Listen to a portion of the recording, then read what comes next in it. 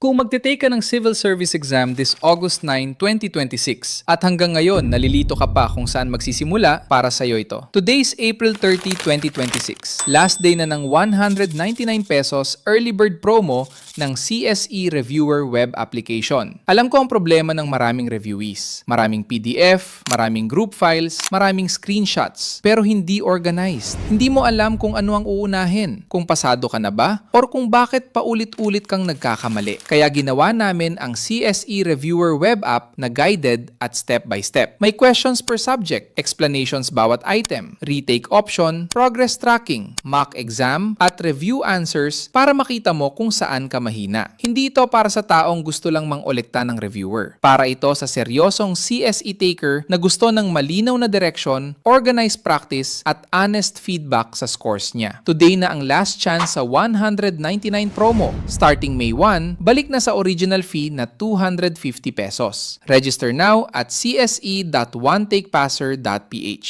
August 9 ang exam. Huwag mong hintayin na kulang na ang oras bago ka magsimula.